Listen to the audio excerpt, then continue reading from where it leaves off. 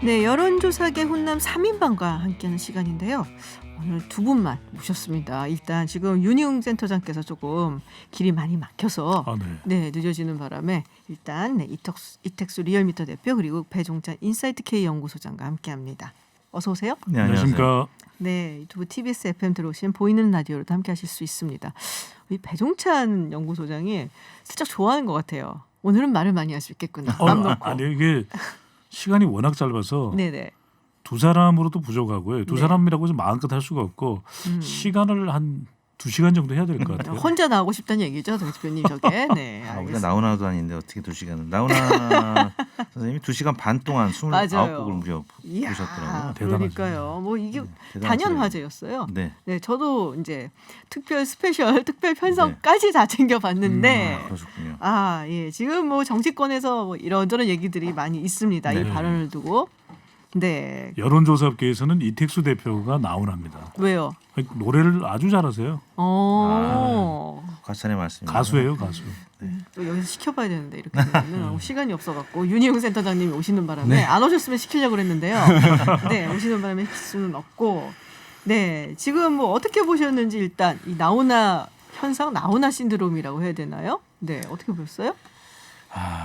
뭐 한편으로는 부럽고 대단하고 또 원희룡 지사가 얘기한 대로 자괴감도 들고 정치권에서 할 여러 힐링 뭐 또 메시지 다양하게 2시간 반 동안 던져주셨는데 또 정치권에서는 서로 아전인수격으로 우리 마치 내 편인 양 이분이 있었. 근데 아무튼 나이가 74세라고 하는데 그러니까요. 믿기지가 않을 정도의 에너지. 47년생. 네. 네, 근데 이제 74세, 47년생인데 실제 나이는 그 예전에 TV에서 조용필 선생님이 얘기했었나? 네. 4살 조금 위로 올려서 호적을 등록했다. 왜냐하면 얕잡아 보일까봐. 첫 번째, 두 번째는 남진 선생님이랑 1살 차이로 해야 네네. 라이벌 관계가. 처음에는 남진 선생님이 더 인기가 많았거든요. 지금은 근데 저희가 여론사를 최근에 한번 해본 적이 있습니다. 아 진짜요? 네, 8월 말에 했었는데 나훈아 선생님이 이번에 테스형, 제가 네네. 택수형이라고 그러는 줄 알고 좀 헷갈렸었는데. 그만해요. 제가 8월 묻어가시려고. 28일 날 전국 18세 이상 남녀 500명을 대상으로 자동응답 방식으로 조사했고 응답률은 6.9%, 표본 오차는 95% 신뢰 수준에서 플러스 마이너스 4.4%포인트였는데요. 처음에 3번 조사했습니다. 나훈아, 남진 이 맞짱 대결을 해봤는데 처음에는 오차 범위 내에서 3%포인트 차이로 나훈아 선생님이 근소한 차이로 이기고 있었어요. 그런데 나훈아 선생님이 신곡을 발표했잖아요. 테스형. 갑자기 12%포인트 차로 벌어지더니 우와. 그다음에는 8월 말에 14%포인트 격차로 오차 범위 바깥으로 벗어났는데요. 특이한 게 진보층에서는 그나마 오차 범위 내에서 남진 선생님이 조금 앞섰어요. 근데 나머지 보수층, 중도층에서는 나훈아 선생님이 좀 많이 앞섰고요. 또 지역별로도 영남권에서는 역시 나훈아, 뭐. 또 대전, 충청하고 네. 광주 전라에서는 오차 범위 내에서 남진 선생님이 또 살짝 왜냐면 고향이 목포시잖아요. 부산이죠. 남진 예, 선생님은. 영훈은 또 나뉘어져 있다 나훈아 보니까 선생님은 저기 부산. 마지막으로 남성 여성 중에 어느 성별에서 나훈아 선생님이 인기가 많을까요? 어렵네. 남성분들이 더 좋아하세요. 그래요? 네. 나훈아를. 네, 나훈아 선생님은 남성분들이 46%, 여성분들은 32%. 남진 선생님 비슷했어요. 26대 23으로 남진 선생님이 오차 범위 내에서 남진 선생님이 조금 높았는데 나훈아 선생님이 여성에 비해서 남성이 아니 그게 사실 옛날 이제 정말 옛날 흑백 사진 이런 걸 보시면 아시겠지만 이 남진 선생님이 옛날에 정말 꽃미남이었어요. 나훈아 선생님 약간 이런 말씀 드리기 뭐하지만 소도둑 같다. 네. 실제 남진 선생님 팬들이 네. 소도둑이라는 별명을 붙여줬죠. 맞아요. 그래갖고 이렇게 저희 어머니도 사실 그래서 남진 선생님을 좀 더 좋아했던 걸 제가 기억을 네. 하거든요. 근데 지금은 뭐 거의 뭐 압도적으로 이제 그렇죠. 역시 남성. 가수는 계속 노래를 불러야지. 네, 남성미하면 네. 나훈아 선생님. 그렇군요. 그래서 이 소크라테스가 갑자기 또 화제의 인물이 됐습니다. 테스 형이 누군가 했어요. 택수 형도 아니고. 뭔 줄 알았다니까요. 근데 이 정치권에서는 일종의 스타 편성 효과라고 그럴까요? 이제 가왕 나훈아가 워낙 이제 주목을 받으니까 한 발언을 가지고 그냥 예술인의 소외 정도다라고 그냥 공연은 공연으로 보는 것이죠. 근데 이걸 이제 정치적으로 하는 것이 그만큼 어떤 정치인보다도 더 주목받는 인물이다 보니까 맞아요. 또 약간 정치적 발언으로 이해할 수도 있거든요. 이 왕이나 대통령 중에서는 국민을 위해 목숨을 건 사람이 없다. 그렇죠. 이런 이야기를 또 국민의 힘이 있어야 된다. 이런 이야기들이 정치권에서도 많이 하는 이야기이기 때문에 그런데 저는 그냥 공연은 공연대로 봐줄 필요가 있고 워낙 이제 유명하다 보니까 또 이 추석 연휴 대박이었거든요. 그러다 보니까 일종의 스타 편성 현상이 일어났던 걸로 보입니다. 그러니까 뭔가 좀 힐링되는 느낌? 뭐 그런 게 굉장히 강했던 것 네. 같아요. 그거를 사실은 이제 목표를 두고 이 나훈아 선생님이 콘서트를 했지만 뭐랄까 막 이렇게 가슴이 따뜻해지는 또 그럼요. 이렇게 뭐 울컥하고 뭐 이런 게 좀 있었던 것 같아요. 네. 나이를 먹었나요, 제가? 2시간 30분 동안 보면요. 네. 전기파 때문에도 따뜻해져요. 사실 이제 논란이 됐던 이제 나훈아 씨 발언 있잖아요. 네. 국민 때문에 목숨을 걸었다는 왕이나 대통령을 본 적이 없다. 근데 사실 이것은 이제 어떤 도입부로서 하고 그 전문을 읽어보면 국민이 대단하다는 얘기를 한 거거든요. 이 국면에서 코로나 국면에서 이제 잘 참여해주고 적극적으로 대응해주고 하는 것에 대해서 그 노고를 높이 평가한다라고 하는 얘기를 하기 위해서 까는 것인데 앞에 그걸 이제 갖고 정치권에서 이제 정치적 공세의 소재로 사용을 한 것인데 한편으로 보면서 이제 BTS 워낙 대단하고 저도 좋아하긴 합니다만은 저희 고향의 어머니 댁에도 이제 이 나훈아 씨 달력이 있거든요. 그러니까 아이돌 팬들도 굿즈를 만들잖아요. 네네. 근데 어르신들도 만들더라고요. 그 팬그룹 팬클럽에서 그걸 만들어서 이제 배포하고 판매하고 하는 게 있어서 저도 어머니랑 잘 봤습니다. 이제 또 이제 초록창에 나훈아 굿즈 막 치시는 분들 생겨날 것 같은 생각이 좀 듭니다. 자, 그러면은 우리 이제 또 딴 얘기를 좀 해봐야 되죠. 네. 지난 주말 개천절 집회 지금 뭐 경사의 총봉쇄에 나서서 어쨌든 큰 문제 없이 지나간 걸로 알고 있는데요. 야당에서는 이게 재인산성이다. 그리고 뭐 불신 검문까지 있어 이게 군사 정권이냐라고 맹비난을 하고 있습니다. 근데 우리 여론은 국민들은 또 이 코로나 방역 이 차원에서 받아들이는 게 아니냐라는 얘기도 있고요. 일단은 단계 항상 이게 힘든 부분인 것 같아요. 그러니까는 집단적인 어떤 방역을 우리가 나설 때가 있는데 이게 또 개인의 자유를 침해하는 경우도 많거든요. 그래서 그 사이에서 얼마만큼 균형을 지키느냐가 굉장히 중요한 이슈이기는 한데 어쨌든 이게 또 굉장히 또 화제가 된 것 같아요. 네. 이게 코로나 국면이 아니라면 야당의 특히 이제 국민의힘에서 이야기하는 표현 또 집회 결사의 자유를 좀 더 보장했으면 좋겠다. 이게 뭐 마치 계엄령이 내린 것 같다. 이런 비판을 했는데 충분히 감안을 할 만하죠. 또 들어야 될 부분이고. 그런데 지금은 코로나 국면이거든요. 우리 코너에서도 여러 차례 훈남 세 사람의 분석에서도 이 코로나 국면에서는 방역이 이 집회 또 감염의 우려가 있는 또 이 표현 이보다는 조금 앞서는 걸로 그렇게 우리가 분석을 해드린 겁니다. 그러니까 이제 2008년의 경우에는 명박산성이 비판을 받았던 것은 바로 이제 이 강우병 아니겠습니까? 국민들의 의견을 듣지 않는다. 어떻게 거기에 이 컨테이너를 거의 2층, 3층으로 올려놓고서 막을 수가 있느냐? 아이들까지 데리고 나온 이 시위에 자유로운 시위. 그랬기 때문에 이제 이게 아예 불통이라는 의미에서 명박산성의 의미를 뒀다면 이번의 경우에는 얼마든지 표현을 할 수가 있죠. 근데 이게 비대면으로. 또 코로나 그럼 네. 만능 치트키냐? 뭐 이런 비판이 나올 수도 있어요. 네. 지금 이제 우리가 며칠 전에 나왔던 어떤 조사에서는 네. 그 집회를 금지시켜야 한다는 것이 이제 10명 중 7명 이상이 응답을 했고 또 이제 KBS 여론조사가 있었는데요. 감염병 불안감 물었는데 시간이 많이 흘렀음에도 불구하고 80% 이상이 불안감을 느낀다고 대답을 했거든요. 그러니까 어떤 여론조사에서 70% 또는 80% 정도 나온다고 하는 것은 여러 번 말씀드렸습니다만은 일반적인 이제 상식을 질문했을 때랑 비슷한 것이거든요. 왜냐하면 독특한 분들이 있기 때문에 그만큼 국민들이 이제 코로나19에 대해서 상당히 이제 두려워하고 있는 그런 상황인데 집회 시위라는 것이 그런 것이잖아요. 우리의 의견을 동조해달라. 호응을 다른 사람들이 얻고자 하는 목표를 갖는 것이잖아요. 그런데 하지 말라고 하는 절대 다수의 여론이 있는 상황이고 국민들은 불안에 떨고 있는 상황인데 집회 시위를 하게 되면 그 호응에 대한 호응들은 더 떨어질 수밖에 없는 거잖아요. 효과적이지도 않다. 네, 그러니까 저는 집회하시는 분들이 그 헌법상 기본권을 얘기하는 것은 나름 일리가 있다고 네. 봐요. 그런데 그 집회를 하는 본질적인 목적에서 전략상 사실은 저는 미스가 있는 것 아니냐 이렇게 볼 수 있죠. 현안 좀 얘기를 해보도록 하겠습니다. 우리 추석 연휴 앞두고 우리 공무원이 북한에 의해서 피격되는 사건이 있었죠. 여론조사가 굉장히 여러 가지가 많이 나왔는데 보면은 일단 문재인 대통령에 대한 지지율이 상당히 좀 높게 나오는데 이 현안 관련해서는 비판적인 여론이 또 높습니다. 지금 특히 그것 때문에라도 지금 대북 정책에 대해서도 상당히 비판적이고요. 네, 좀 소개를 좀 해주시겠어요? 네, MBC가 이제 코리아 리서치에 의뢰해서 연휴 기간 동안에 발표한 여론조사 네. 결과인데요. 남북 협력에 대해서 중단하고 북한에 강경 대응해야 한다는 의견이 53.4% 네네. 과반으로 나왔고요. 북한이 잘못했지만 대화와 협력으로 해결해야 한다는 의견은 43.4%로 한 10%포인트 가량 강경 대응 의견이 높았습니다. MBC 코리아 리서치 조사는 대통령 긍정 평가가 부정 평가보다 한 6%, 네네. 7%포인트 가량 높게 나왔어요. 다른 조사 기관에 비해서 다른 조사 기관들은 부정 평가가 소폭 높았는데 MBC는 긍정 평가가 높았음에도 불구하고 남북 관계에 대해서는 강경 대응해야 네네. 된다는 여론조사 결과가 나왔단 말이죠. 그래서 뭐 시점상 지금 공무원 피격 사건이 일어난 지 얼마 안 됐고 또 국민의힘에서 계속 관련된 여러 뭐 증언들 또 정보들을 입수해서 지금 폭로전을 하고 있기 때문에 이에 대한 불안감 또 불만 네. 이런 부분들이 많이 반영된 여론조사 결과가 아니었나 네, 싶습니다. 조사 기후 잠시 들으시고 가겠습니다.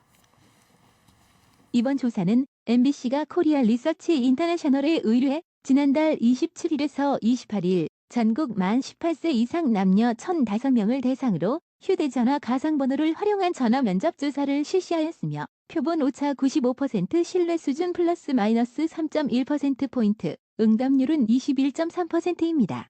자세한 내용은 중앙선거 여론조사 심의위원회 홈페이지를 참고하시기 바랍니다. 네, 그리고 이번에 이 공무원 피살 사건의 대응에 대해서 정부가 한 대응이 어떻게 뭐 평가를 하고 있는지 이 부분에 대한 질문도 있었습니다. 네, KBS가 K-스텐 리서치에 의해서 실시한 조사였는데요. 공무원 피살 사건의 정부의 대응에 대해서 잘했는지 잘못했는지 물었는데 잘했다고 하는 응답은 21.8%에 그쳤고 잘못했다라고 하는 부정평가가 무려 68.6%, 거의 이제 70% 가깝게 나왔고요. 전반적으로 대북 정책, 현 정부의 대북 정책에 대해서도 질문을 했는데 잘하고 있다고 하는 긍정평가는 40%, 잘못하고 있다는 부정평가가 54.9%로 현 정부로서는 남북관계 개선을 통해서 대북 정책을 통해 가지고 상징적인 어쨌든 현 정부의 이제 뭐 이미지를 구축한 바도 있는 상황인데 지금 현재로서는 상당히 국민들의 평가가 박한 것으로 나오고 아까 이 대표님 말씀하신 대로 시점상 문제 상당히 크다고 보긴 하는데요. 어쨌든 우리 국민이 뭐 생명을 어쨌든 잃게 된 것이니까 거기에 그렇죠. 정부가 한 국가로서 자존심 있는 모습들을 이제 보이지 못했다고 하는 것이 국민들에게 좀 이렇게 부정적 평가를 높이는 요인으로 작용한 것으로 보입니다. 네, 앞으로도 대북 정책 기조는 이어갈 것 같은데요. 그렇죠. 이게 우리 국민이 이제 총격을 당한 네. 사고거든요. 그리고 좀 사시신도 지금 수습을 하지 수습이 못한 안 돼 있는 상황이고요. 상태고 감정적으로 상당히 우리 국민 여론이 격앙될 수밖에 는 없는 것이죠. 이런 여론이 나오는 것이 지극히 당연해 보이고 또 하나는 이제 이 문재인 정부 현 정부에 대해서 국민들이 기대감이 상당히 컸거든요. 적어도 북한하고는 위기 상황에서는 적어도 상호간에 최소한의 소통이라도 가능하지 않을까 이 부분도 있었고 또 이제 군이 좀 더 적극적으로 대응했더라면 이런 여론도 있기 때문에 상당히 정부의 대응 또 군의 대응에 대해서는 부정적인 여론이 나올 수밖에 없고 이게 감정적인 우리 분노 국민들의 분노가 남아 있거든요. 그런데 우리가 좀 이성적으로 이 여론조사 결과를 분석해 볼 필요가 있는 것은 MBC 코리아 리서치 인터내셔널 조사에서 보면 남북 협력까지 이제 중단하고 북한에 강경 대응해야 된다. 이것도 상당히 이제 격한 반응이 묻어 있는 건데 우리 김준 진행자께서도 뭐 국제정치 전문가시지만 이게 강경 대응이 군사적 대응까지도 해야 된다. 북한에 대해서 강경한 군사 대응까지 이것까지 바라는지는 알 수가 없어요. 왜 저는 왜 끌고 가세요?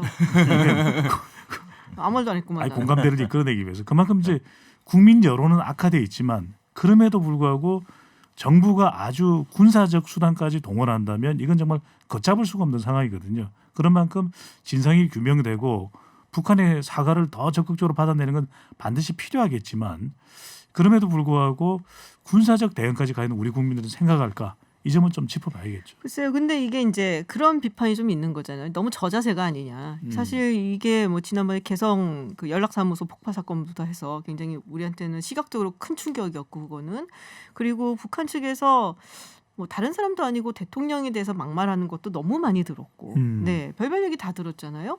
지금 이제 국민까지 피살이 되면서 시신도 수습하지 못한 상황이었는데 그럼에도 불구하고 너무 저자세가 아니냐. 또 북한에서 뭐 미안하다는 뜻을 담은 통지문 하나를 보내왔다고 그걸 너무 좋아하는 것도 이거는 좀 뭐 어색한 거 민망한 게 아니냐라는 비판적인 시각도 좀 있거든요. 그래서 앞으로 대북 정책이 계속 지금의 기조를 이어간다면은 과연 정부의 지지율에도 도움이 될지 네, 그 부분도 좀 궁금해요. 사실 북한이 어떻게 반응을 하느냐가 더 중요하기도 하겠지만요. 그래서 일단은 이제 정부가 약간 곤혹스러운 상황에 처해 있다고 볼 수 있을 텐데 이번 공무원 피격 사건과 관련해서 애초에 내걸었던 남북 공동조사 등의 최소한의 성과를 일단은 저는 확보를 해야 소식 성과를 없다는데요. 내야 그러니까 지금 없는 상황이긴 한데 내야 사실 국민들이 다음 스텝으로 또는 이제 다시 한번 남북 관계 개선을 추구한 것에 대해서 좀 동의를 이제 해줄 수 있을 것이라고 봐요. 이제 이런 이제 공동조사 등의 성과가 최소한의 성과도 없이 간다고 한다면 이게 남북 관계 개선이 이제 현 정부의 어떤 이제 뭐 평가를 좋게 하는 요인이 아니라 오히려 리스크 요인으로 더 크게 작용할 수 있고 그렇게 되면 안보에 민감한 뭐 국민들이 많은 것이니까 선거가 다가오게 되면 어쨌든 야권의 공세도 더 심화될 수밖에 없는 것이고 그런 면에서 어쨌든 정부의 어떤 단기적인 뭐 그런 성과 한번 생각해 볼 수 있을 것 같습니다. 만약에 김정은 위원장이 추석 전에 사과를 안 했다면 그러면 문재인 대통령 지지율이 과거의 최저점이었던 뭐 41% 정도 그 이하로 떨어졌을 수도 있거든요. 그만큼 국민들의 이 분노 또 인내 뭐 임계점이라고 할까요? 거기에 다다랐기 때문에 남북 관계 한 라인이 그래도 가동이 돼서 김정은 위원장이 사과한 것으로 보이고 그것 때문에 아무튼 내려가던 지지율이 조금은 40% 중반에서 좀 머무르고 있는 것이 아닌가. 근데 북미 관계를 또 좀 기대를 했는데 지금 트럼프 대통령이 코로나19 확진이 되면서 그래요. 좀 어려운 상황이 됐죠. 그래서 이 상황은 결국 미국 대선까지 좀 지켜봐야 되는 그런 상황이 돼버렸습니다. 네. 자, 다음 얘기는 추미애 장관 아들 휴가권입니다. 지금 검찰이 추석 이제 연휴 전에 무혐의로 종결을 했어요. 근데 이 카톡 메시지라고 해야 되나요? 네, 추 장관이 보좌관한테 그 지원 장기 연락처를 전달을 했고 이게 그냥 연락처만 준 거다라고 얘기를 하지만 그냥 간직하라고만 준 것이냐 사실 그렇잖아요. 네, 왜 간직을 했는지 모르겠지만 지금 뭐 국민의힘 측에서는 상당히 비판을 많이 하고 있고 이제 국정감사가 돌아오게 되면은 굉장히 부각이 될 걸로 다시 한번 부각이 될 걸로 보입니다. 네. 국정감사에서는 사실 그리고 만약 위증을 하게 되면은 처벌을 받게 되어 있으니까 이게 뭐 단단히 벼르고 있을 것 같은데 여론은 어떤지 좀 궁금한데요. MBC 코리아 리서치 인터내셔널에서 이제 실시했던 조사인데요. 추미애 장관이 책임지고 사퇴해야 한다가 53.9%, 네. 정치 공세임으로 사퇴해서는 안 된다가 약 40%에 가까운 39.2%로 나타났습니다. 그러니까 추석 연휴 직전에 검찰 수사 결과가 이제 발표가 됐죠. 불기소금 무혐의다.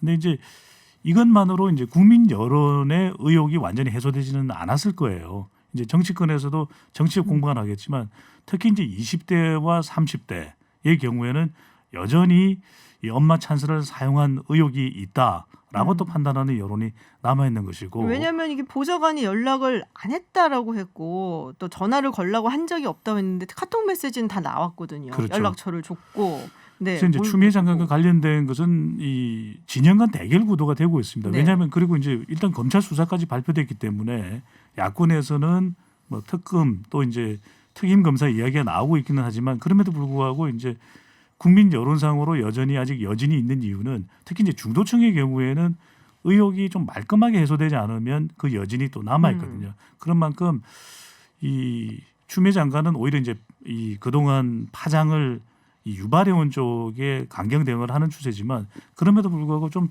국민 여론을 감안한다면 이 여론조사 결과만 네네. 놓고 본다면 조금 더 말끔하게 해소를 하는 것도 방법일 수 있는데 참 그러기도 쉽지 않아요. 왜냐하면 이게 정치적 공방이 국정감사에서도 계속 될 수 있기 때문에 앞으로 좀 이 추 장관 관련된 의혹은 금방 일단락되기는 쉽지 않아 보입니다. 국정감사 계속 나올 것 같은데요. 그러니까 원래는 이제 검찰에서 무혐의 종결 처리를 하게 되면서 이슈가 약간 이제 소멸하는 국면이었다고 할 수 있는데 어제 이제 주영 원내대표가 국감을 앞두고 기자회견을 하면서 이 얘기를 굉장히 중요하게 얘기를 한다는 것은 국감에서 중요하게 재정부 공세, 정부 여당 공세로 이것을 사용하겠다고 하는 것이거든요. 그래서 지금 보게 되면 어쨌든 우리 국민들은 어떤 인물에 대해서 쉽게 이제 인지를 하잖아요. 어떤 인물에 대한 논란들을. 그러니까 추 장관 관련 건들이 이제 계속 좀 재점화될 가능성은 있다고 보고 문제는 여권에서도 고민이 많을 텐데 공수처가 남아 있어서 지금 이제 어떤 거치라든가 이것에 대해서 빠르게 결정을 내리지 못할 것으로 보이긴 하는데요. 어쨌든 공수처 처리 관련해서 좀 빠르게 진행이 된다거나 국감이 종결되는 즈음에 있어서는 여러 가지 지금 정부 여당의 악재가 있는 상황을 저는 뭐 보면은 문재인 대통령이 뭐 중폭 이상의 개각이라든가 인물 교체라든가 또는 직접 대북 문제라든가 이런 거 사안도 국민 앞에 나서서 기자회견이라든가 뭐 국민과 소통하는 모습을 보이면서 일거에 이것들을 좀 정리하고 입장을 전달하면서 하는 것들이 좀 고려하고 있지 않을까라는 생각을 한번 추정을 해볼 수 있을 것 같습니다. 마지막으로 그러면은 강경화 장관 남편 그 얘기 하잖아요. 서일병 가고 이일병 왔다 뭐 이런 얘기들을 하는데 이 강경화 장관 남편의 미국행 이걸 두고 이제 또 여러 가지로 논란이 많습니다. 대표님. 네. 네. 그럼 개강 얘기를 아까 하셔갖고 강경화 네. 장관도 그러면은 안에 이게 이유가 돼서 들어갈 수 있을까요? 글쎄요. 이 사안은 추미애 장관 아들 문제보다는 휘발성은 커보진 않습니다. 네네. 그럼에도 불구하고 민주당에서는 위기의식을 갖고 이낙연 대표부터 빨리 그러니까요. 지금 이제 뭐 유감을 표명한다든지 강경화 장관 본인도 마찬가지고요. 오래 갈 것 같지는 않은데 예를 들어서 강경화 장관이 관련해서 어떤 했던 발언이나 뭐 이 SNS의 글들이나 뭐 이런 것들이 거짓말이 있거나 뭐 그게 나중에 밝혀진다라고 하면은 그게 이제 문제가 되겠지만 이거는 이제 초반부터 강경화 장관이 사과하고 유감 표명을 했기 때문에 오래 갈 것 같지는 않고요. 다만 추미애 장관 논란은 국감에서 계속 국민의힘이 지금 문제를 제기하는 상황이기 때문에 지금 여론은 뭐 대략 한 5대4 정도로 사퇴 의견이 그렇게 많지는 않습니다. 10%포인트 약간 넘는 수준인데 사퇴를 했던 전례를 보면 뭐 대략 한 20-30%포인트 격차가 나는 정도로 사퇴 의견이 많았을 때 사퇴했거든요. 그래서 앞으로 강경화 장관 논란보다는 추미애 장관 논란이 조금 더 오래 가지 않을까 싶습니다. 그렇군요. 자, 저희가 보내드리기 전에 먼저 KBS 조사의 조사 개요부터 들어보겠습니다. 이번 조사는 KBS가 K-스탠 리서치에 의뢰해 지난달 26일에서 28일 전국 18세 이상 1,001명을 대상으로 휴대전화 가상번호를 활용한 전화 면접 조사를 실시하였으며 표본 오차 95% 신뢰 수준에 플러스 마이너스 3.1%포인트, 응답률은 20%입니다. 자세한 내용은 중앙선거여론조사심의위원회 홈페이지를 참고하시기 바랍니다. 네, 여론조사 세 분과 함께한 시간이었습니다. 지금까지 배종찬 인사이트 K연구소장, 윤희웅 오피니언 라이브 여론분석센터장 그리고 이택수 리얼미터 대표와 함께했습니다. 고맙습니다. 네, 감사합니다. 감사합니다. 네, 오늘 새벽 축구 팬들한테 아주 기분 좋은 소식이 전해졌습니다. 잉글랜드 프리미어리그 토트넘의 손흥민 선수가 맨체스터 유나이티드와의 경기에서 2골 그리고 도움 주기 하나 기록을 하면서 맹활약을 했습니다. 햄스트링 부상으로 인해서 결장 가능성까지 제기가 됐었는데 멀티골 장렬시키고 또 리그 득점 순위도 공동 1위를 기록하는 등 초반 활약 아주 무섭습니다.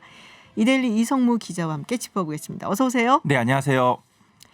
네, 손흥민 선수 날아다니네요. 네, 햄스트링이 사실 굉장히 고약한 부상이라고 하거든요. 네네.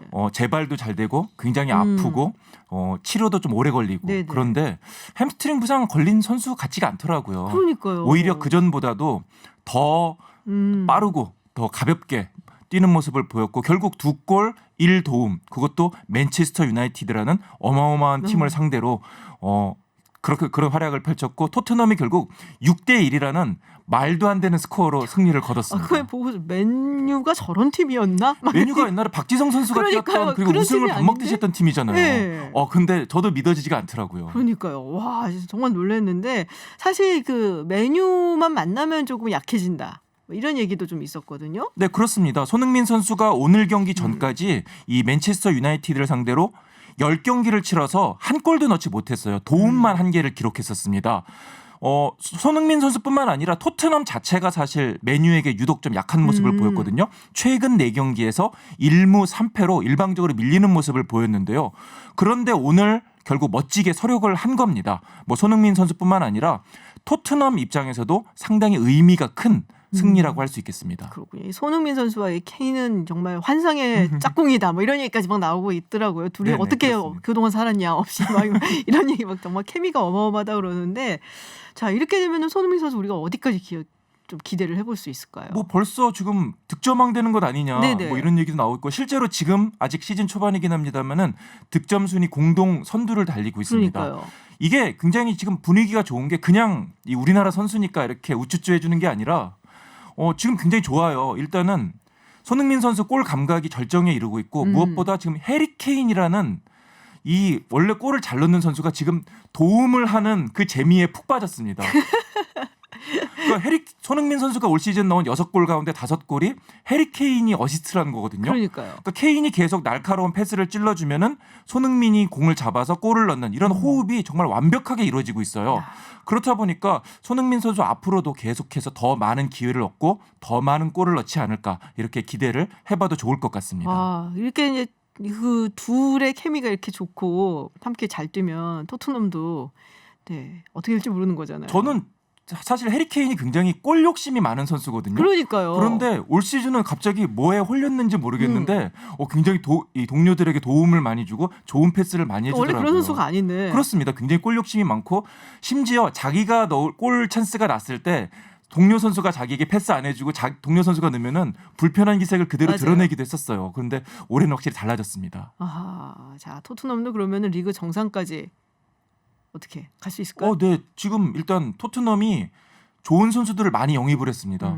예를 들어서 지금 세계적인 공격수 가레스 베일 레알 마드리드에 뛰었다가 레알 마드리드에서 거의 뭐 쫓겨나다시피 하는 가레스 베일이 지금 토트넘으로 돌아온 상태고 그 밖에도 뭐 측면 수비수 맷 도어티라든지 세르기오 레길론이라든지 뭐 비니시우스 이런 알짜 같은 선수들이 대거 영입을 했기 때문에 좀 전력이 다른 팀에 전혀 밀리지 않는다. 뭐 맨시티나 뭐 리버풀이나 이런 팀에 밀리지 않는다 이런 평가를 받고 있고 무엇보다 조제 무리뉴 감독이 어느 팀을 가든 간에 2년차 때 가장 좋은 성적을 거뒀어요. 오, 2년차? 네, 올해 2년 차잖아요. 그러니까요. 첫 시즌은 좀 이제 간을 보고 두 번째부터 자기 이제 축구를 완전히 펼치는 거죠. 세 번째 시즌은 꼭 어떤 선수하고 사이가 안 좋아져가지고 좀 어그러지더라고요. 근데 2년 차가 됐기 때문에 올해 토트넘 팬들도 그렇고 많은 축구 전문가들도 그렇고 토트넘이 뭔가 일을 내지 않을까 이렇게 아하. 기대를 하고 있습니다. 아, 2년 차에 좋은 징크스가 있군요. 그렇습니다. 무리뉴 감독이. 뭐 선수들도 많이 좋은 선수들 영입을 했고 무리뉴 감독의 2년차 징크스도 있고 뭐 손흥민 선수 지금 날아다니고 있고 여러 가지로 지금 좋은 징조가 보이고 있습니다. 아, 근데 무리뉴 감독은 언제쯤 무리뉴 감독인데 지금까지 이렇게 날아다니는 거 보면은 그 자태도 여전해요. 그렇습니다. 네. 그 얼마 전에 이제 토트넘 다큐멘터리가 방송이 됐잖아요. 그거 저도 재밌게 봤는데 보니까 정말 이 무리뉴 감독의 카리스마가 엄청나더라고요. 이 델리알리라는 선수가 팀의 주축 선수인데 너 게을러 그러고는 계속 지금 이 선수를 들들 볶는 거예요. 그러니까 기를 들인다고 해야 될까요? 지금 그렇게 하고 있는데 결국에 델리알리가 굉장히 자존심이 센 선수인데 딱 굽히고 지금 이 무리뉴 감독의 마음에 들기 위해서 굉장히 노력하는 모습을 보이고 있거든요. 팀 전체가 이 무리뉴 감독이 원하는 방향으로 흐르고 있다. 이렇게 볼 수 있습니다. 뭐 워낙에 명장이고 스타 플레이어만큼이나 스타 감독이잖아요. 그렇습니다. 사실은 뭐 여러 가지 광고에도 정말 많이 나오고 인물도 워낙 좋으니까. 네, 그렇죠. 네, 그 카리스마가 인물에서도 나오는 약간 그런 맛이 없잖아 있긴 합니다만 어쨌든 네, 기분 좋은 축구 팬들이 정말 기분 좋은 소식 먼저 전해드렸고요. 메이저리그도 이야기를 좀 해봐야 될 것 네. 같아요. 류현진 선수 그리고 김광현 선수. 네, 자 이제 기대보다는 좀 못 미쳐요 여기는. 정규 시즌은 두 선수 정말 잘했습니다. 그러니까요. 그런데 포스트 시즌 참 기대를 많이 했는데 네. 공교롭게도 10월 1일 추석 당일날 두 투수가 선발 투수로 나왔어요. 기자들 하나도 못 쉬었습니다. 야구 보느라고 추석 야구 아침에. 보느라고. 예. 근데 유현진 선수 템파베이와의 아메리칸 리그 와일드카드 시리즈 2차전에 1차전이 아니라 2차전에 나왔는데 1과 3분의 2이닝 동안 홈런 2방 맞고 안타 그러니까요. 8개. 7실점하면서 패전 투수가 됐어요. 올 시즌 그렇게 잘 던졌는데 그러니까요. 가장 중요한 경기에서 가장 못 던졌습니다. 김광현 선수도 같은 날 선발 투수로 나왔는데 샌디에이고와의 경기였고요. 1차전에 선발 투수로 나왔는데 3과 3분의 2이닝 동안 5피안타, 볼넷 2개, 3실점. 비록 승리 투수가 되지는 못했지만 세인트루이스는 이 경기에서 이겼습니다. 하지만 세인트루이스 그다음에 2차전, 3차전을 내리내주면서 결국 김광현 선수의 가을 야구도 일찍 끝나고 말았습니다. 네.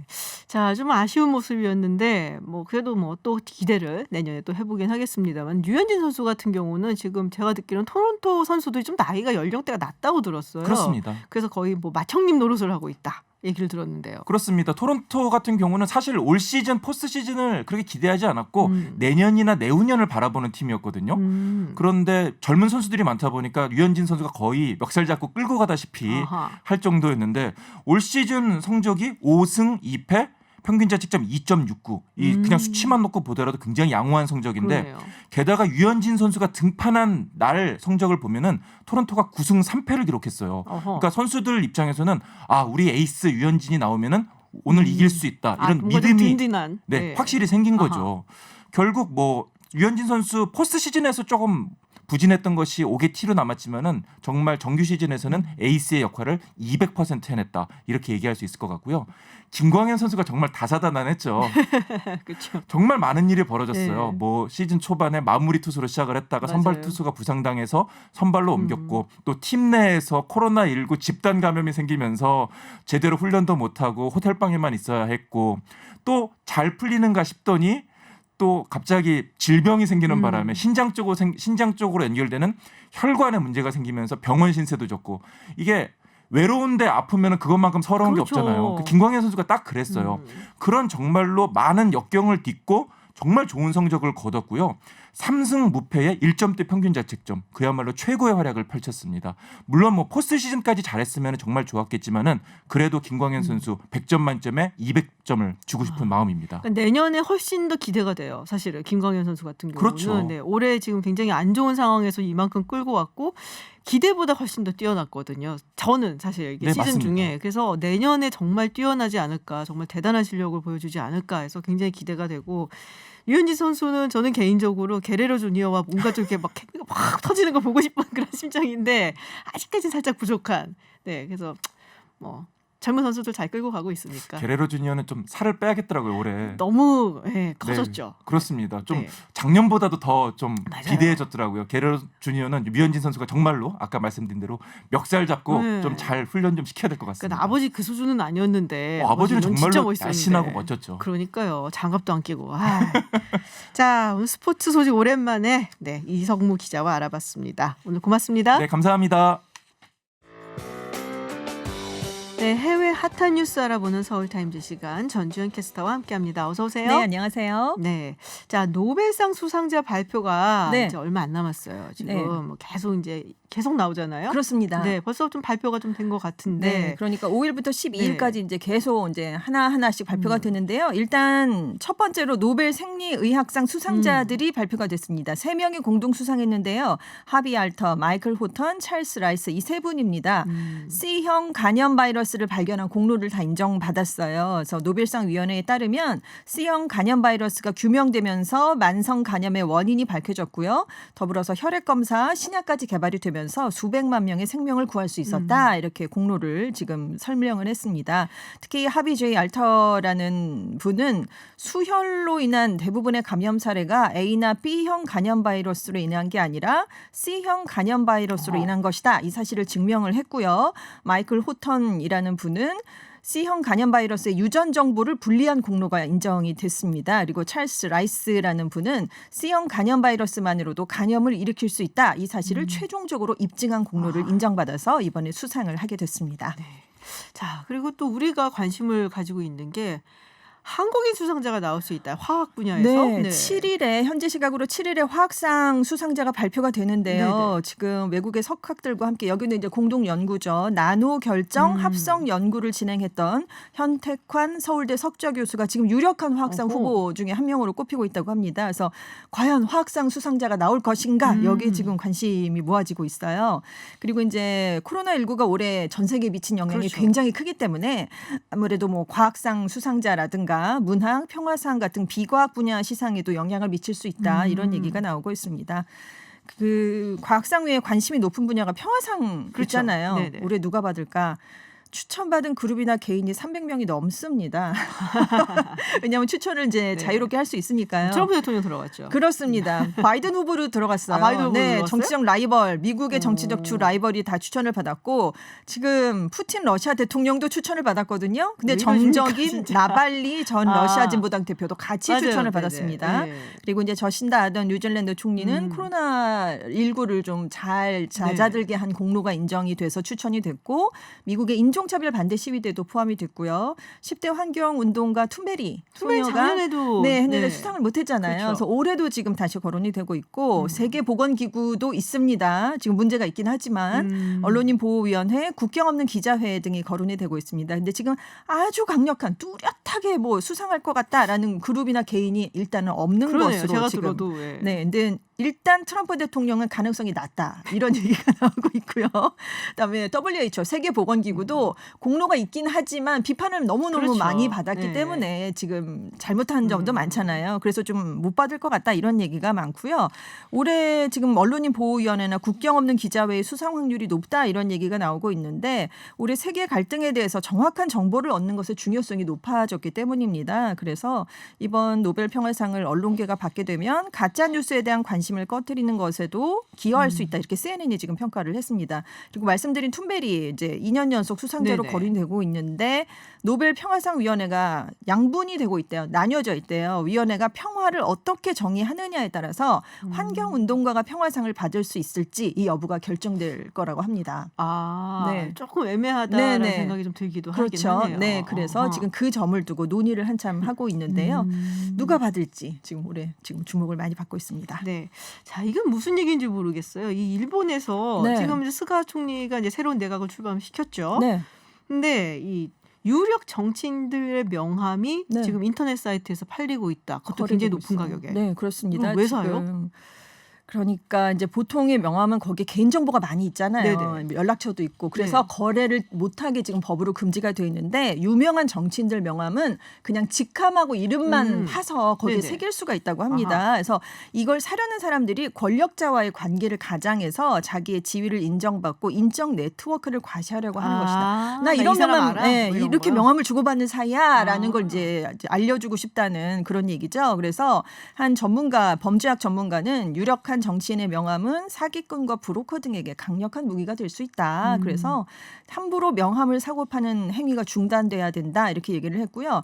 또 매몰로 나온 명함이 모두 진품인 것인가에 대해서는 좀 생각을 아하. 해봐야 된다. 이런 지적도 내놨는데 지금 제일 인기가 있는 명함이 아무래도 스가 총리가 이제 그렇겠죠. 총리가 됐기 네. 때문에 지금 우리 돈으로 21만 6천 원의 거래가 최근에 성사됐다고 합니다. 명함 한 장이에요. 명함 한 장이에요. 그 작은 거 한 장에. 그리고 이제 아베 전 총리, 뭐 고이즈미 신지로 환경상 같은 유명 인사들의 명함은 기본적으로 한 장에 11만 원 정도의 거래가 되고 있다고 합니다. 한 10만 엔 정도 된. 네, 약간 만 엔 정도 만 되는 엔에서. 걸로. 네, 네. 아하, 그렇군요. 집에 가서 명함을 좀 뒤져봐야겠다는 생각이 갑자기 들었는데요. 네, 그리고 미국에서 이 미성년자를 상대로 상습적으로 성착취물을 제작한 남성이 징역형을 선고를 받았는데, 네. 자, 여러분 놀라지 마십시오. 네. 600년형입니다. 네, 그렇습니다. 네. 엘라베마주 북부 연방지법이 2014년부터 2019년 2월까지 5살 이하 아동 둘을 상대로 성착취물을 제작한 혐의로 올해 32살인 매슈 타일러 밀러라는 남성에게 징역 600년을 선고했습니다. 작년 2월에 체포되기 전까지 아동 성착취물을 102개 제작한 것으로 지금 조사가 네네. 됐어요. 그래서 지난해 10월에 범죄 사실을 인정한 그런 바가 있습니다. 그래서 이번 형량은 아동 범죄를 저지른 사람들에게 법이 허용하는 가장 무거운 형벌을 내리겠다라는 지역의 법 집행 공약을 반영하는 것이다라고 변호사가 이제 얘기를 했고요. 그리고 이제 FBI의 특별수사관도 이 수사에 참여를 했는데 이 범죄자는 피해자들의 유년 시절을 강탈한 것이다 이렇게 평가를 내리면서 지금 이런 판결을 환영한다 이런 얘기를 했습니다. 그래서 지금 교도소에 수감이 돼 있고요. 네. 네, 600년이라고 하는 건 거의 그냥 종신형이다 그렇죠. 이렇게 평가를 받고 있습니다. 그러니까 이 미국 같은 경우, 그러니까 우리는 사실 대륙법 체계를 따지잖아요. 네네. 그래서 사실 처벌보다는 교화의 목적을 좀 더 두고 있는데 미국 같은 경우는 처벌에 네. 상당히 큰 목적을 두고 있어서 이게 또 쌓여요. 네. 여러 가지 혐의가 있으면은 우리는 이제 그 중에서 하나를 이제 그렇죠. 가장 높은 거를 네. 튼다면 얘네는 다 더해갖고 차곡차곡, 네. 그래서 그래서- 이제 600년형이 나왔는데 네. 자, 우리 같은 경우는 사실은 너무 이게 약한 게 아니냐라고 비판을 많았거든요. 지난달에 그래서 우리 대법원 양형위원회가 새로운 양형 기준을 발표했는데요. 아동과 청소년 성착취물 제작 범죄에 대해서는 최대 29년 3개월의 징역형을 선고할 것을 권고했는데 지금 12월에 양형위 전체 회의가 열립니다. 네네. 그래서 여기서 최종적으로 의결을 지금 앞두고 있는데요. 어떻게 지금 이렇게 결정이 날지 좀 지켜봐야 될 것 같고요. 600년과 29년 3개월은 그래도 굉장히- 간극이 많이 크다. 굉장히 크네요. 네, 이런 생각이 좀 듭니다. 네. 알겠습니다. 네, 해외 소식 여기까지 알아보겠습니다. 지금까지 전주현 외신캐스터였습니다. 고맙습니다. 네, 감사합니다. 네, 올해 추석 연휴 기간 동안 가장 화제가 됐던 것은 아무래도 가수 나훈아 씨의 콘서트였죠. 네, 그렇습니다. 15년 만에 방송 출연을 하셨고요. 2시간 반 동안 무려 29곡을 부르는 정말 압도적인 체력과 카리스마를 보여줬고 또 남다른 입담까지 선보였는데요. 지금 뭐 방송 이후에 중장년층만 아니라 젊은 세대 사이에서 회자가 되고 있습니다. 이유가 무엇인지 김원식 대중문화평론가와 함께 짚어보겠습니다. 어서 오세요. 네, 안녕하십니까? 네, 지금 9월 30일에 KBS ETV에서 방영이 됐습니다. 이게 언택트 공연이었는데 시청률이 29%. 그리고 10월 3일에 다시 한번 이게 또 재편성이 됐어요. 특별 편성. 그것도 한 18, 19% 예, 18, 시청률 7 정도 네. 나왔습니다. 네. 네, 그래서 사실 저는 방송 되기 전에 네. 연예가 중계에서 인터뷰가 있어요. 그래서 어떻게 될 음. 것이냐라고 해서 질문을 받았는데 그래서 뭐 두 가지 점은 있을 것 같다. 말씀하신 것처럼 비대면을 사실 방탄소년단이나 뭐 슈퍼 M만 하는 줄 알았더니 이렇게 트롯 가수인 나훈아 씨도 하니까 참 시대적 대세고 또 나훈아 씨가 이 트렌디한 요소들을 많이 반영을 해서 콘서트를 많이 하시거든요. 저는 그 정도일 것이라고 생각을 하는데 이렇게까지 온 나라가 떠들썩할 그러니까요. 줄은 전혀 몰랐습니다. 사실. 근데 원래 이게 콘서트가 화려한가요? 뭐 옷도 굉장히 많이 갈아입고 뭐 그러더라고요. 보니까. 네, 사실 근데 이 나훈아 씨에 대해서 참 오해가 이제 있는 요소가 있는데 네. 뭐 15년 만에 뭐 이렇게 세상에 나왔다 이렇게 네네네. 얘기를 해요. 근데 그 동안에 사실은 콘서트를 많이 했어요. 음. 거의 해마다 했고요. 디너 갈라쇼. 네, 디너 뭐 이런 갈라쇼 거. 비슷하게 그리고 뭐 할 때마다 뭐 5분, 8분 내에 다 매진이 되고 구할 수 없을 정도로 어쩐지 제가 가보려고 했었거든요. 그러셨군요. 아니지. 팬이신가요? 그러니까 그런 거였어요. 네. 그러니까는 그런 일 너무 많이 들었어요. 정말 볼거리가 많다. 네. 예. 왜 볼거리가 많냐면 사실은 이게 기존의 가수하고는 좀 많이 다릅니다. 우리가 가수하면은 되게 몇 곡을 부르고 그냥 많은 형태이지만 네네. 이미 트롯 가수임에도 불구하고 지금 현재 가수들이 많이 하듯이 자기가 처음부터 기획을 하고 프로듀싱을 하고 다 레퍼토리를 짜게 되는 거죠. 그렇기 때문에 그런 노하우가 축적이 돼서 이번에 사실은 콘서트 하듯이 뭐 2시간 반 이상 거의 3시간 가까이 할 수 있었던 역량이 총 직결되니까 사실 그런 모습을 보지 못했던 시청자 입장에서 봤을 때는 깜짝 놀라는 거죠. 그런데 그렇군요. 이게 뭐 그냥 어느 날 갑자기 나온 것이 아니고 그동안의 역량이 축적되었던 것이 이제 온전히 이제 선보이기 때문에 이렇게 놀랐던 거죠. 저희 이모가 예전에 다녀오셨대요. 근데 그 얘기를 하시더라고요. 직접 봤을 때보다는 확실히 좀 당연히 예. 그렇지 않죠. 왜냐하면 비대면에서 뭐 보셨습니다마는 앞에 사람들이 아무도 없고 소리도 그렇죠. 안 들리는 그런 예. 상황이기 때문에요. 근데 우려는 했어요. 비대면 상황에서 정말 콘서트를 이끌어내실 수 있을까? 그런데 그거에 비하면은 굉장히 잘했고 역시 나훈아다라는 생각이 많이 들었어요. 네. 그래서 저도 그 얘기를 너무 멋있다 막 했더니 그러니까 이모가 보러 갔던 걸 기억을 하니까 제가 물어봤거든요. 원래 이렇게 멋있었냐? 그랬더니 아우 직접 보면 쓰러져. 뭐 이렇게 얘기를 하시더라고요. 그래서 아니 사실은 그 나훈아 씨의 매력 중에 하나는 이게 노래 부르시면서 이렇게 보면은 사실 좀 어떻게 보면 전통적인 남성의 거친 면들이 네네. 있거든요. 그런데 노래를 부르면서 그렇게 표정을 연기를 짓는다는 건 쉽지가 않거든요. 그렇기 때문에 콘서트 현장에서 아이 컨택을 하면서 눈 맞춤을 하면서 눈웃음 치고 또 이렇게 감정 교류하는 거 그 자체에 빠져들게 되면 그러니까 쓰러진다는 얘기. 예, 그래서 빠져나오기가 힘든 측면이 있고 계속 또 가고 싶어하는 그런 콘서트의 형식이죠. 그래서 우리가 한 번쯤 반성해야 될 필요성이 있는데 뭐냐면 원래 가수들은 공연 중심의 활동 토대가 있어야 되는 거거든요. 그런데 네. 사실 우리나라는 기형적으로 텔레비전 방송국이 음악 시장을 너무 좌지우지하기 때문에 네네. 어떻게 보면 나훈아 씨 같은 가수들은 설 자리가 없어요. 왜냐하면 그런 가수들은 현장에서 공연에서 정말 뛰면서 교감을 하면서 공연을 해야 정말 맛이 있는 거거든요. 그렇기 때문에 그동안 방송 출연을 꺼린 측면도 저는 있다고 보고 또 그런 면모들이 어떻게 보면 이제 미디어를 통해서 왜곡돼서 네. 약간 좀 이상한 루머들이 많이 아하. 나오지 않았나. 그렇게 그래서 안 생각합니다. 드러내신 거예요? 모습을? 왜냐하면 방송의 그런 시스템에서는 자기의 온전한 그 역량들을 다 보여줄 내볼 수가 수가 없으니까. 없죠.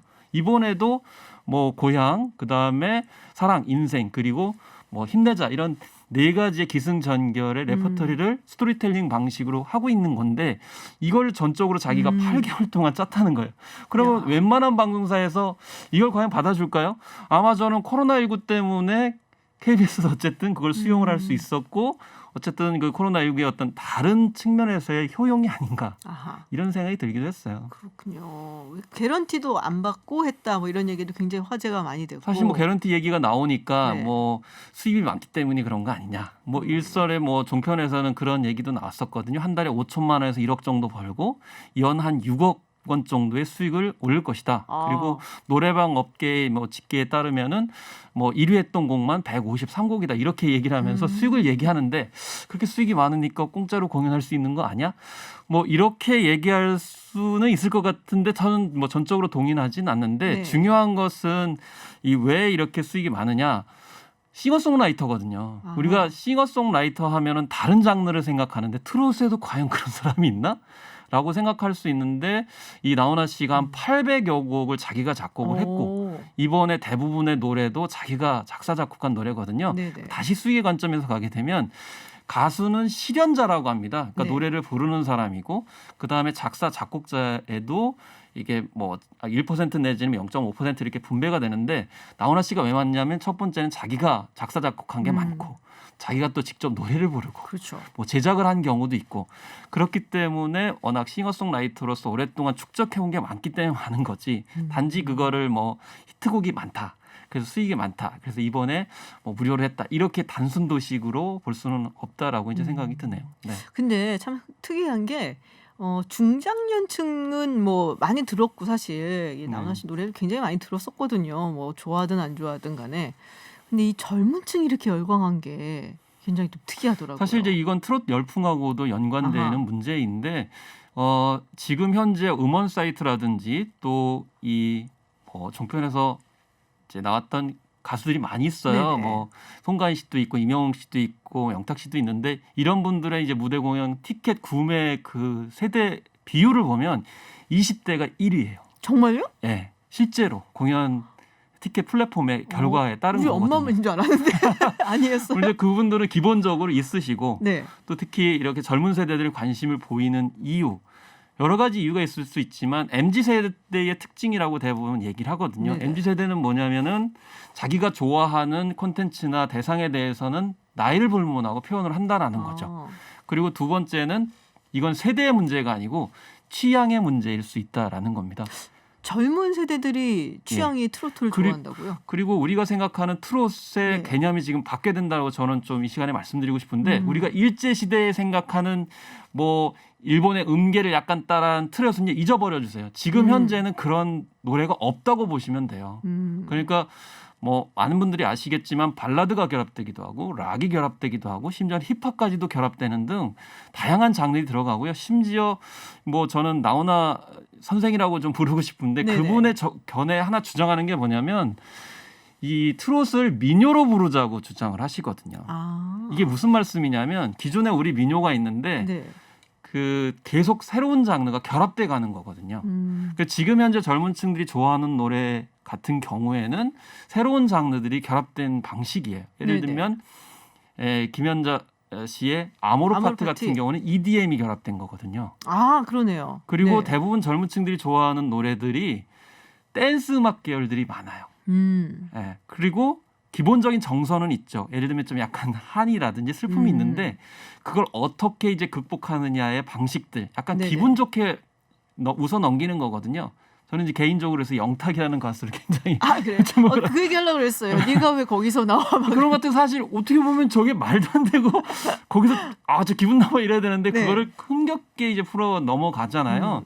그런 것들을 보게 되면 이게 똑같은 현상을 대할 때도 어떻게 그것을 승화시키느냐의 관점에서 봤을 때 시대적 코드가 젊은 세대를 좋아하는 댄스류의 약간 그런 형태로 지금 진화하고 있다라고 저는 생각을 하는 거죠. 그래서 이번에 전반적으로 나훈아 씨의 공연도 굉장히 감성적으로는 젖어드는 면이 있지만 유쾌하고 좀 그것을 넘겨주는 형태. 사실 테스 형이 테스 형. 네. 굉장히 화제가 많이 됐잖아요. 그렇죠. 그래서 젊은 층 입장에서 봤을 때는 뭐 이게 문학 작품 이름인가?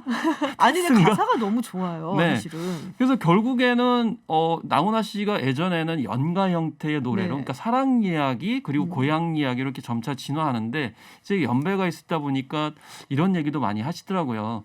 인생을 다 겪어 본 이후에 세상과 삶에 대해서 정말 깨달음을 전해줄 수 있는 노래가 또 그런 어른이 있었는가에 대해서 질문을 던졌을 때 젊은 세대가 또 좋아하는 이유가 야 소크라테스라고 하는 거의 뭐 2,500년 이상 된 현자라고 불리는 사람한테 형이라고 부르다니 이 정도의 캐파는 참 대단하다.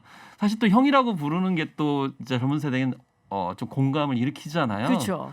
야 저는 아무나 할 수 없다. 정말 가왕이다. 이런 노홍철 포스가 씨는 할것 느껴지잖아요. 그랬더니 여기 이제 노랫말 같은 경우도 그게 공감을 느끼는 게 무슨 말이냐면 네. 세상이 왜 이래? 그렇죠. 세상이 왜 이래? 소크라테스도 말이 없더라. 대답이 없더라. 이제 이런 것들이 좀 여운을 주고 좀 페이소스를 느끼게 만들어주지 않나 이런 생각이 좀 많이 들었어요. 어느 곡을 가장 좋아하세요? 저는 뭐 나훈아 씨 노래 중에.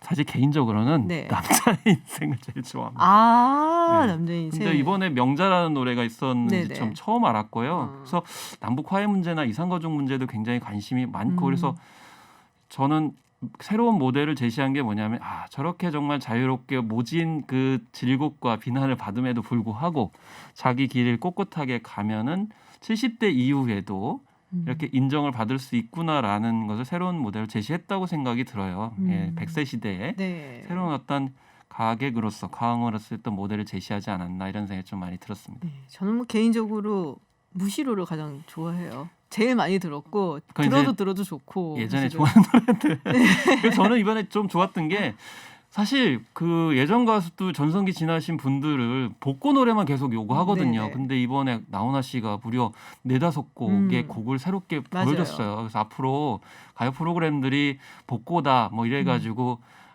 예전 노래만 부르게 하지 말고요. 지금 현재 창작한 곡들을 보여줬으면 좋겠다. 그래서 살아있는 전설로 계속 활동할 수 있도록 해줬으면 좋겠다라는 거 이게 좀 남겨진 화두라고 저는 생각합니다. 네.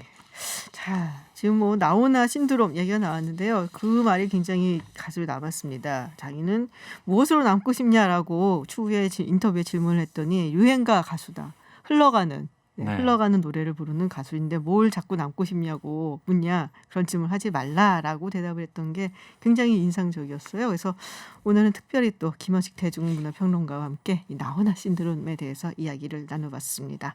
오늘 말씀 고맙습니다. 네, 감사합니다. 네, 김지윤의 이브닝 쇼 오늘 준비한 내용 여기까지입니다. 네, 마지막으로 끝곡 나훈아 씨의 테스형 띄워드리면서 저는 물러가겠습니다. 지금까지 김지윤이었습니다.